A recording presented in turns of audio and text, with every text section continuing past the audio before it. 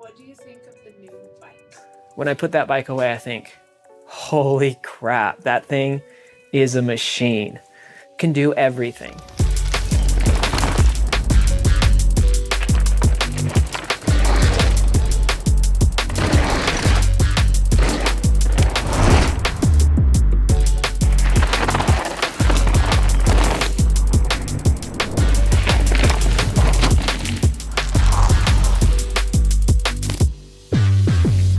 My name is Leo Malmeryd. I work as a product development engineer for the mountain bike team at Canyon.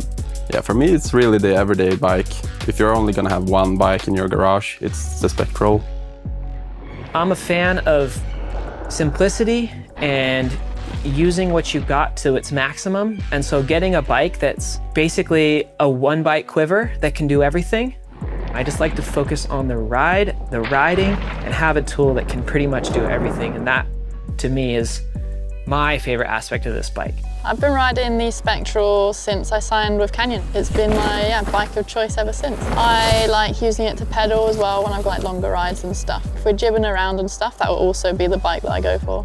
So the goals for developing this new Spectral was of course to improve on the old one. When we developed the previous one, we made some really huge gains in overall capability through developing kinematics, geometry, everything. We made huge steps. So through that, it was hard to have a really high level of refinement, which is what we wanted to achieve this time around. So we kept the capability, but made the overall package way more refined. So we focused a lot on tuning the stiffness and the flex, improving usability and maintainability of the whole bike, and also, of course, adding all the features that modern trail bike needs to have. The suspension and travel went down in the rear to 140 because it was at 150, but it feels even more capable than the 150 one did as far as going big, riding hard, pushing the bike because it's stiffer in the right ways. Obviously, we reduced the travel by 10 millimeters, and the reason for this is to try and take the best out of both worlds from the previous Spectral and the Spectral 125. So we really wanted to have some of that super efficient and poppy and playful riding from the 125, but not reduce the capability at all from the previous Spectral with 150 travel. So we really had to focus a lot when developing these kinematics to achieve this. Part of it is having a slightly more linearly progressive leverage curve that makes the bike a bit more easy to anticipate, a bit more intuitive to ride, while still having that support and good end stroke progression. We also reduced the anti-squat a little bit to remove some of that unwanted chain influence to give you more traction and everything while still keeping it super efficient on the pedals. We think it's really successful.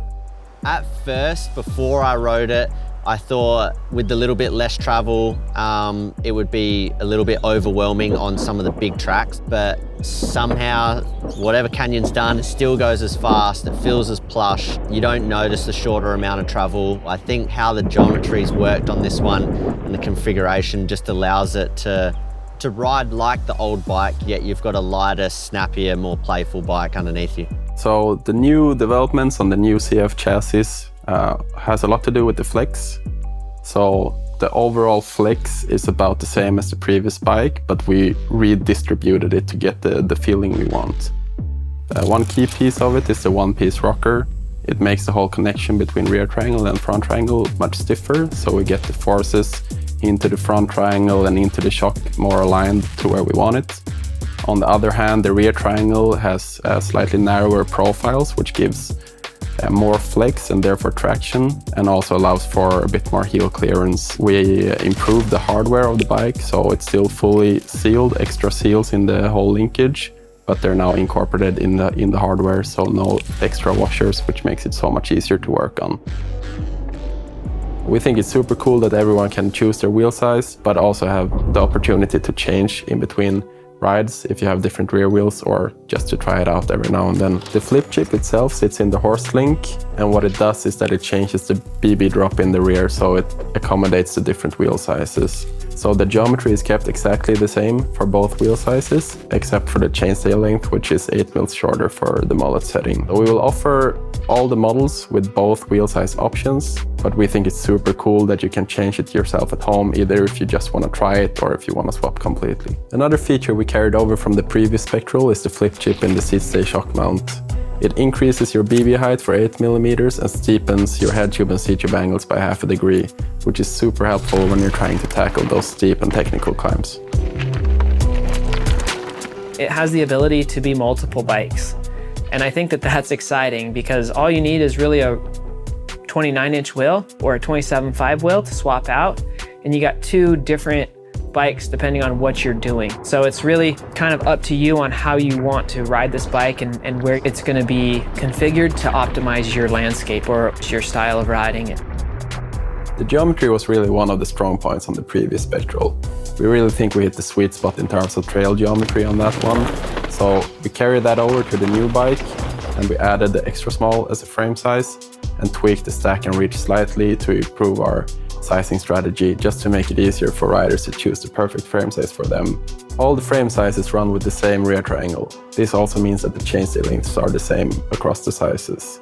So for the 29er, it's 437 mm, and for the mullet setup, it's 429. We define these values from feedback from our professional riders like Fabian Burrell and Jesse Melamed, but it's also what we like to ride ourselves in the R&D team.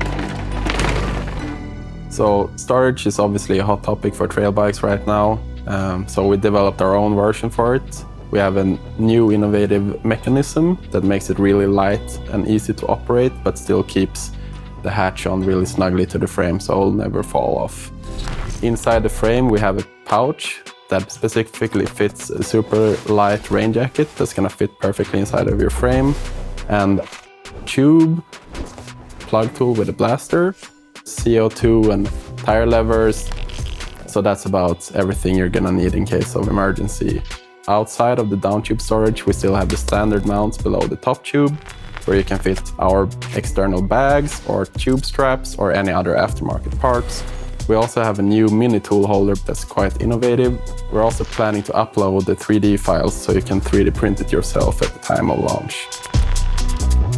Just having somewhere that you can store your tubes, snacks, whatever you want. You can just have it out the way and keep the clean aesthetic look of the bike without having strapped on tubes and canisters hanging off and it kind of getting a bit too messy.